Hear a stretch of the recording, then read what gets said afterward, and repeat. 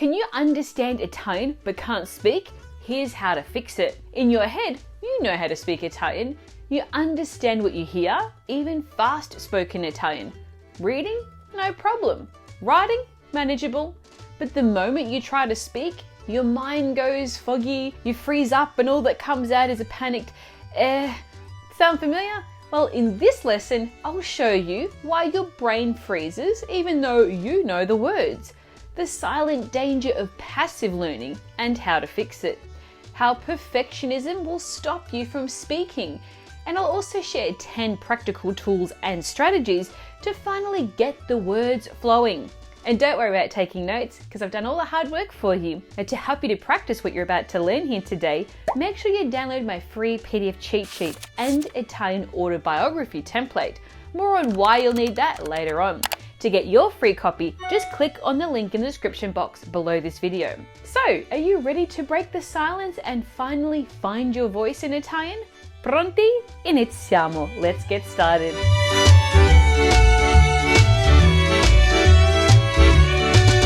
Now here's why you understand but can't speak Italian.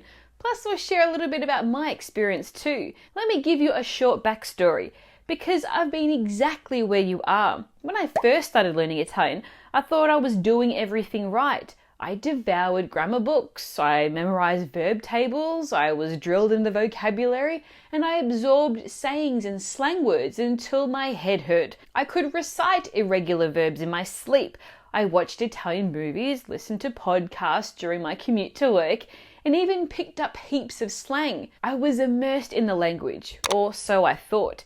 But when I found myself in real conversations with Italians, such as friends, waiters, and strangers, I did freeze up.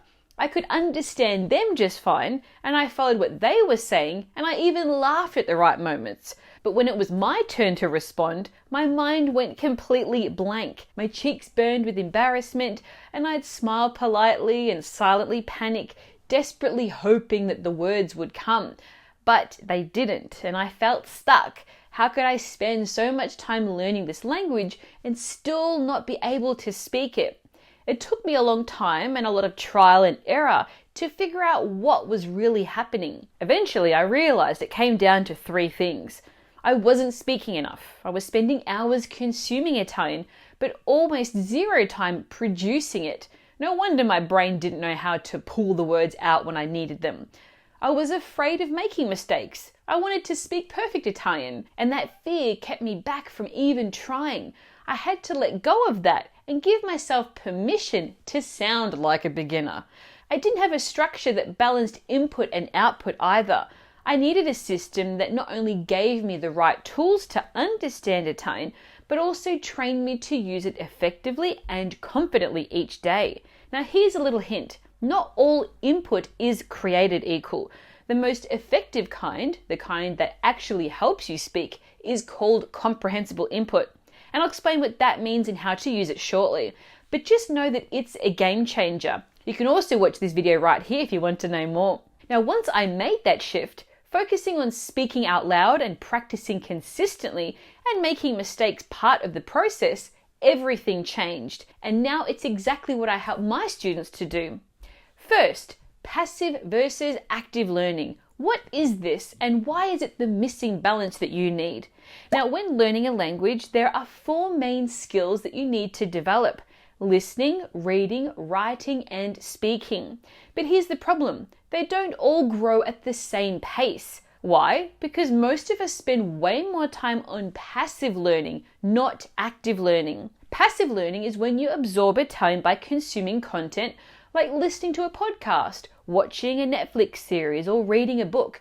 It feels productive, and often it's enjoyable, and it certainly plays an important role in language acquisition. But there is a catch. You're not actually using the language. You're watching and listening. It's like watching someone else do push-ups and hoping you'll get stronger just by being in the room.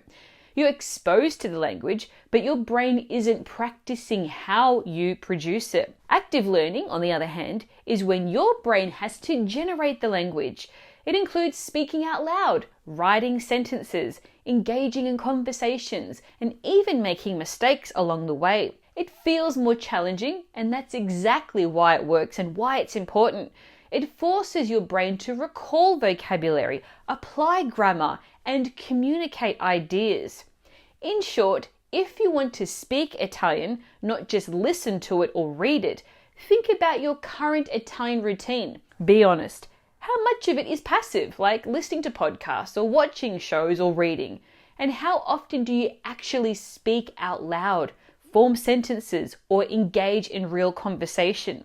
If most of your learning is passive, it makes perfect sense that you can understand more than you can say. Your brain is used to receiving the language, but it hasn't had enough practice to produce it. So when someone asks you a question in Italian, your mind will freeze. Not because you haven't learned the words, but because you haven't trained yourself to retrieve and use the language quickly. Now, to overcome this, you need to activate the language regularly. Speaking is a skill, just like playing the piano or lifting weights. You build fluency by doing, not just by watching or listening. The more you speak, even if it's imperfect, the stronger and faster your language muscle becomes. Now, if most of your learning is passive, your brain simply doesn't get enough practice pulling those words out and forming sentences in real time. As a result, when someone asks you something, your brain will hesitate and it will stall. Now, to get over this, you need to train your brain to actively speak. It's like a muscle. Every time you use it, it builds strength. Now, to learn more about Italian word order and sentence structure, don't miss my video lesson right here. Are you enjoying this lesson? Don't let the learning stop here. Make sure you download your free PDF cheat sheet and template, which I'm going to get to very shortly. Just click on the link in the description below this video. Now let's move on. The perfectionist trap. This is waiting until you know everything. Now, another big reason why I struggled to speak Italian wasn't because I didn't know enough. It was because I thought I wasn't ready. I told myself I had to get every single grammar rule right before I could even speak. What if I messed up the verb tense? What if I got the preposition wrong? What if I sounded ridiculous? Too many questions, Michelle. Now that's the perfectionist trap, and it's sneaky. It convinces you that you need just a little more time or just a few more lessons or one more course before you can open your mouth to speak. You tell yourself, I'll start speaking once I fully understand the difference between the imperfetto and the passato prossimo. But the truth is, that perfect moment never comes. There will always be another verb tense to learn, another rule to review, another doubt in your mind. And the truth is, you don't become fluent after you've mastered the grammar. You become fluent as you use the language, make mistakes and all. So give yourself permission to speak imperfectly. That's how you get better. Now, to learn how and when to use all 15 tenses and moods in Italian, make sure you watch my video lesson right here. Now let's take a look at how you can push past your boundaries with comprehensible input and why it will help you to speak. Now, earlier I mentioned something called comprehensible input. So what is it exactly?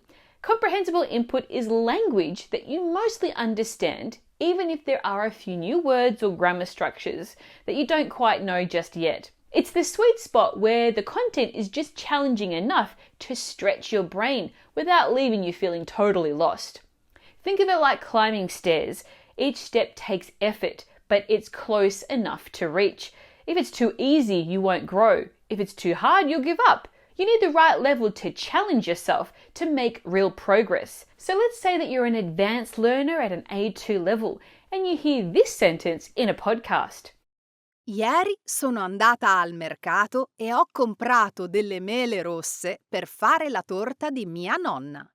Yesterday I went to the market and bought red apples to make my grandmother's cake. Now you might not know every single word, maybe just Delle mele rosse. or Fare la torta. maybe these are new, but based on context, your brain fills in the gaps. You understand the general meaning, even if a few parts are a bit fuzzy. That is comprehensible input at work. Now imagine instead you heard this. Ieri mi sono recata presso il consorzio agroalimentare per acquistare delle varietà autoctone di frutta. Now, even if this is grammatically correct, it's probably way above your level, and your brain will probably check out. This first sentence helps you learn naturally without translating word for word. The second one overwhelms you. But remember, comprehensible input isn't meant to be easy. You have to challenge yourself to grow. Push slightly beyond your comfort zone. Choose content that stretches you, not so much that it frustrates you, but just enough to keep you improving. And here is the key. The more you understand, the easier it becomes to speak. Why?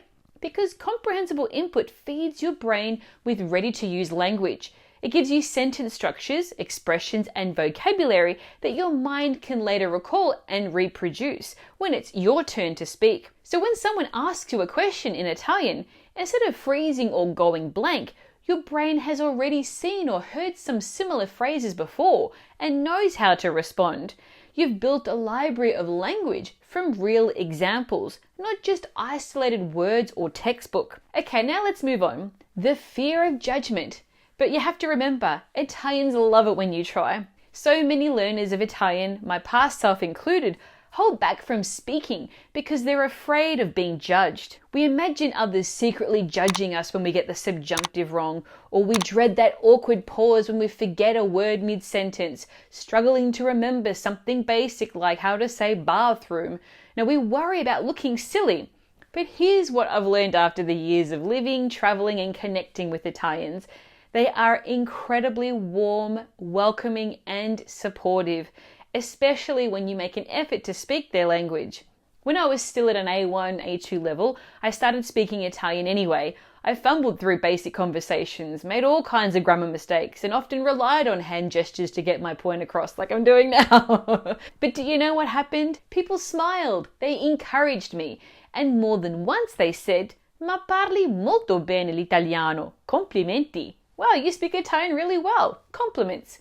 Even now, after reaching fluency, I still hear that phrase because what Italians most value is your effort, not perfection. Sure, I made some blunders like saying se io potrei instead of se io potessi.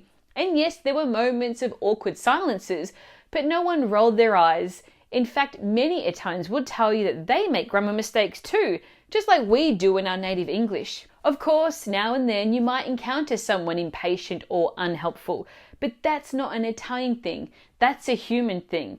So if you've been staying quiet to avoid making mistakes, here's your reminder.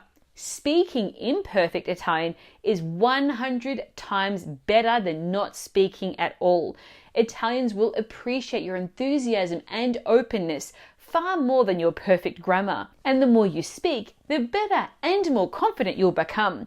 Now, to learn how and when to use the subjunctive in Italian, if you're curious, make sure you watch my video lesson right here. So what is the solution? You need to break the silence and just speak. There's no magic trick, no secret shortcut. If you want to get better at speaking Italian, there's only one solution. You have to actively speak it. It's just like learning to dance. You can watch every tutorial on YouTube and memorize the choreography, even picture yourself nailing every move. But the first time you step onto the dance floor, you'll miss a beat, you'll trip over your own feet, and you'll feel awkward. And that's exactly how it's supposed to feel at first. But as Baby taught us in Dirty Dancing, nothing becomes a star by standing in the corner. You improve by moving, by doing, until your steps become smoother and your rhythm feels natural. Learning Italian is no different. Language isn't just something you study, it's something you use. Don't forget that. And the more you speak, mistakes and all, the faster your confidence and fluency will grow. Are you enjoying this lesson? Don't let the learning stop here. Make sure you download your free PDF cheat sheet and the template, which I'm about to cover. Just click on the link in the description below this video. Now here is your action plan to start speaking Italian. Now that you understand why speaking Italian can feel so hard, let's focus on how to make it easier. Here are a few simple, practical strategies that you can start using right now to build speaking confidence, even if you're just starting out. Speak daily, even for just a few minutes. Consistency is your secret weapon here. Speaking for 5 minutes a day is far more effective than one long lesson once a week. Why? Because it trains your brain to access the language quickly and naturally. Daily practice keeps your Italian fresh. It strengthens recall and chips away at that dreaded, pause when you're trying to speak. Now, even if you don't have anyone to talk to, speak out loud to yourself. Narrate your day as you go about it. Describe what you're doing. Repeat useful phrases. It might feel silly at first, but it works. More on solo speaking ideas in a moment. My second tip is to plan what you want to say and memorize your autobiography. One of the best ways to feel more confident when speaking is to prepare for the kinds of conversations that you're likely to have. Think about it. When you meet someone new, what do you normally talk about? Who you are, where you're from, what you do, why are you learning Italian? Now, these topics come up time and time again, so why not get ahead of them? Write down your answers in Italian. Practice saying them out loud. Rehearse both sides of the conversation if you like. It doesn't need to be perfect, just familiar enough that you're not starting from zero every time these questions come up. Here's a pro tip. Create your own mini script for different situations, such as ordering a coffee or asking for directions and introducing yourself. This kind of rehearsed spontaneity is a powerful confidence booster. So here's an example of a quick introduction that I like to use to share my autobiography. I like to use it when meeting people for the first time. Ciao, sono Michelle. Mi chiamo così perché era il nome di mio nonno. Sono nata in Australia, ma adesso vivo a Londra. Ho iniziato a studiare l'italiano a 20 anni perché volevo parlare con la mia famiglia in Italia. Nel tempo libero mi piace cucinare, viaggiare e guardare I film italiani. Want help writing your own mini Italian autobiography? Make sure you download my free PDF cheat sheet for this lesson. The link is below this video. Now, once you've written your autobiography, practice saying it out loud until it starts to feel natural. You'll be surprised how much easier conversations become. Next, join a community. Speaking becomes so much easier and more fun when you're not doing it alone. One of the most powerful ways to build confidence in Italian is to connect with others, whether they're fellow learners or native Italian speakers. Love to cook? Look for an Italian cooking class in your area. Into books? Join an Italian language book club or start one yourself, either online or in person. Prefer something more casual or sociable? What about a language exchange or a meetup group? Even virtual communities on Facebook and Discord can be great for sharing tips, encouragement, and yes, speaking practice. When you surround yourself with people who are also learning or are already fluent in Italian, you'll stay more motivated, inspired, and accountable. Remember, it's not where you live, it's how you live. Next, work with a teacher or tutor. This is a game changer. Now, if you're ready to take things up a notch, nothing beats having a dedicated speaking partner, especially one who knows how to guide you. Working with a tutor, teacher, or coach gives you structured, consistent practice in a safe space. You'll get things like immediate personalized feedback, support with tricky grammar and pronunciation, and the chance to build real conversation skills without all the pressure. To help me maintain my Italian, I use a platform called italki, and I highly recommend it. You can get a link to that in the description below this video. This is a platform where you can browse hundreds of Italian speakers, tutors, and professional teachers, and you can read their reviews and decide which one resonates with you most. And then you can book a lesson and see if it fits your schedule and budget. It's flexible, affordable, and most importantly, it gives you the kind of real-world speaking practice that leads to real results. Now, whether you're a total beginner or aiming for fluency, regular conversations with a tutor can make all the difference. Next, talk to yourself. No tutor, no speaking partner, no problem. One of the best speaking tools that you've got is right under your nose, you. Talking to yourself in Italian might feel a bit strange at first, but it's surprisingly effective. Here are a few easy ways to do it. Use role play in everyday situations. Invent a scenario and play out the dialogue out loud. Pretend you're ordering a coffee in Rome or asking for directions in Naples or buying train tickets in Florence. Make sure to act out both sides of the conversation. You can also create a story. Use some online story prompt generator to spark your imagination if you get stuck, and narrate a short tale in Italian. This is especially useful for practicing different tenses, particularly past ones like the passato prossimo, imperfetto, and passato remoto if you like. You can also start an audio diary. Record yourself chatting about your day, the people you've met, and how you're feeling, and then play it back and check how your pronunciation and sentences are flowing. And pro tip here, don't forget to revisit old recordings. You'll be amazed at your progress. The next one is shadowing. Now, shadowing is a fantastic technique to boost your spoken Italian, especially if you're not quite ready to create your own sentences yet. It trains your ear and sharpens your pronunciation. It helps you internalize natural sentence rhythms, all without the pressure of thinking of what to say or about the grammar. Here's how to do it. Choose a short audio clip, like a podcast or a YouTube video, or a scene from a movie, anything that you enjoy. Listen closely to the sentence or phrase. Pause and repeat it out loud. Try to mimic the speaker's accent, pronunciation, and rhythm as closely as you can. Keep it simple at first, just a few words at a time. Then, as you get more comfortable, challenge yourself to shadow longer segments or try repeating the speech real time without pausing. Now, to help you get started finding the right content for your level, don't miss my guide on 17 best Italian shows and movies on Netflix right here. Moving on, read out loud. Now, reading out loud is a great way to help your mouth get used to forming Italian sounds, and it's great practice for thinking in full sentences too. Now, if you're a beginner, try reading children's books or fairy tales like Pinocchio or Biancaneve. These stories use simple words and repetitive structures, perfect to get you used to sentence flow and structure. As you improve, challenge yourself with longer stories and news articles, even Italian poems if you want to, or Instagram captions from Italian creators. To help you get started with this, don't miss my playlist on classic Italian fairy tales right here. It includes Pinocchio, Riccioli d'Oro for Goldilocks, and Biancaneve for Snow White. Now, if you're looking for a fun challenge, try tongue twisters too.